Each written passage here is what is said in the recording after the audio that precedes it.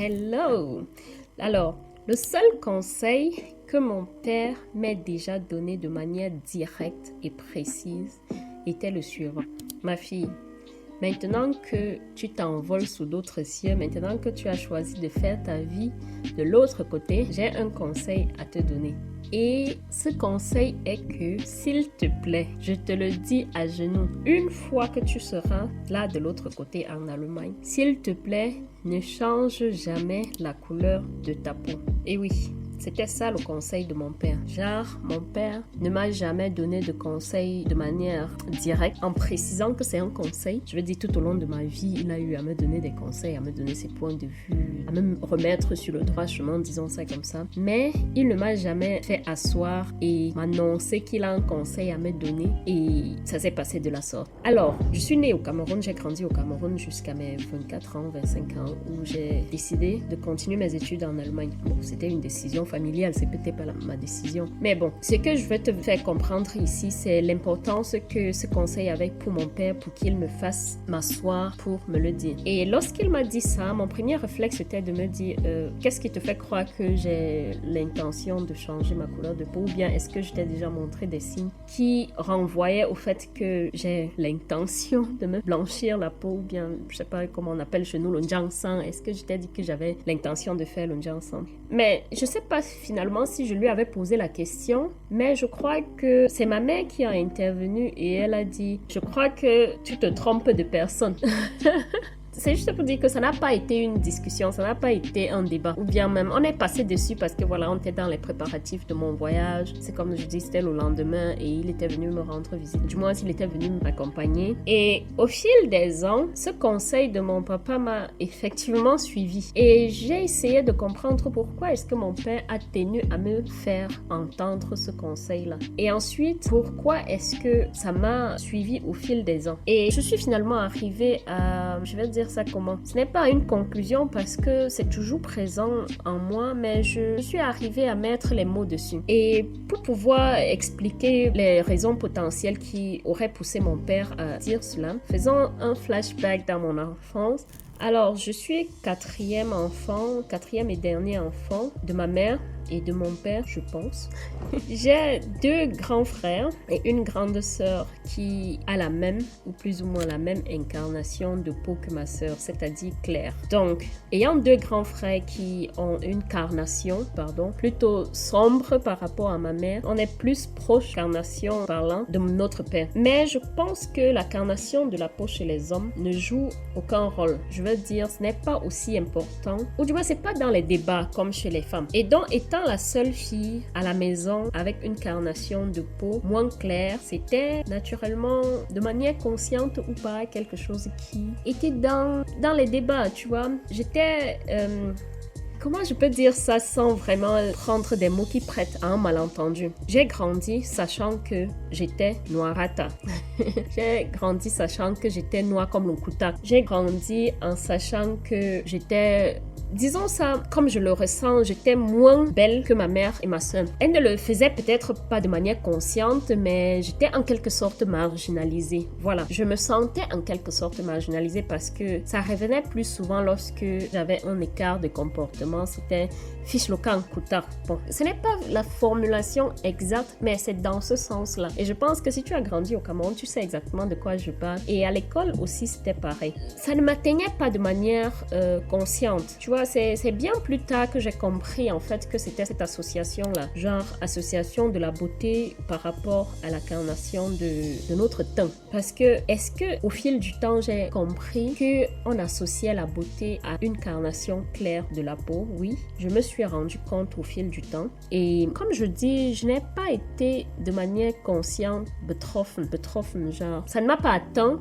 de manière consciente. Ce n'était pas un problème pour moi de manière consciente. Si j'ai eu des répercussions ou bien si cela a eu des répercussions sur moi, c'était de manière inconsciente, c'était vraiment pas quelque chose que je qualifierais aujourd'hui de traumatisme. Du moins, comme je dis, pas de manière consciente. Et ma question au fil des années, c'était pourquoi mon père a eu besoin de me le dire. Est-ce que c'est parce que il aurait remarqué à la maison qu'il y avait cette marginalisation? Je préfère mettre ça entre guillemets parce que, comme je dis, je l'ai pas vécu comme tel. Ma question ou alors mes réflexion au fil du temps, c'était si mon père se serait rendu compte que au sein de la maison, il y avait une certaine catégorie. Genre, d'une part, les deux femmes brunes, comme on le dit au Cameroun, et de l'autre part, la fille noire. Est-ce que ça aurait été ça, la motivation de ce conseil-là? Ma deuxième réflexion, c'était si effectivement c'était ça, la motivation de mon père à me donner ce conseil,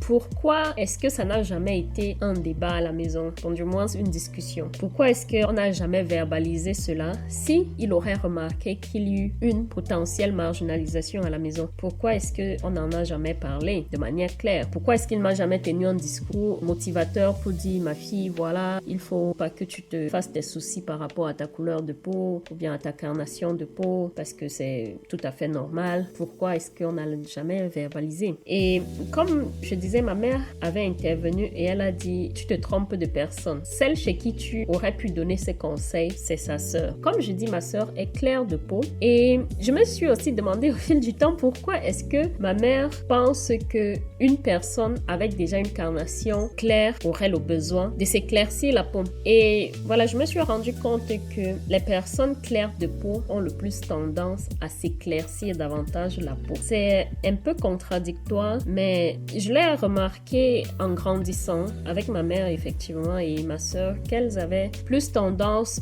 à acheter des produits sur lesquels ils étaient écrits le lait éclaircissant, mais je sais pas si c'était éclatant, un truc du genre. Il y avait toujours un champ lexical de éclat là-dedans. En fait, elles avaient plus de soucis à se faire avec leur carnation parce que je me dis inconsciemment, elles voulaient maintenir cet éclat-là. Elles étaient peut-être inconsciemment effrayées que de manière brusque, elles ne parviennent plus à garder cet éclat. Plus loin, une autre réflexion de ma part était, est-ce que mon père inconsciemment lui-même associerait la beauté à une incarnation plus claire? Pourquoi je suis arrivée à cette réflexion? Parce que j'ai essayé de comprendre effectivement, est-ce que le fait qu'il aurait épousé ma mère serait parce qu'il la trouvait belle du fait qu'elle ait une incarnation plus claire? C'est une réflexion, c'est l'une des réflexions que j'ai eues et qu'il se serait rendu compte que, ou du moins que ça lui aurait inconsciemment poussé vers elle. Est-ce que lui, il ferait partie des personnes qui pensent que la femme claire de peau elle est majestueuse, comme je l'ai entendu dernièrement dans un talk show d'une chaîne de télé que je ne sais plus. Du moins, j'ai vu des séquences de vidéos sur les réseaux sociaux où un homme disait que la femme à la carnation claire est majestueuse, elle est en quelque sorte le garde-de-sceau de la royauté et que les femmes des présidents africains sont le plus souvent brunes parce qu'elles portent naturellement le charisme. Et lui-même, il était très foncé, il avait une peau très foncée et la réflexion que j'ai eue au fil des ans, c'était est-ce que mon père aurait été influencé par ce type d'idée? Mais c'est juste des réflexions parce que je n'ai plus vraiment jamais parlé de ça avec mon père. Comme je dis, ça ne m'avait pas betroffen. Je ne me sentais pas touchée par cela. Je veux dire, ça m'a pas atteint.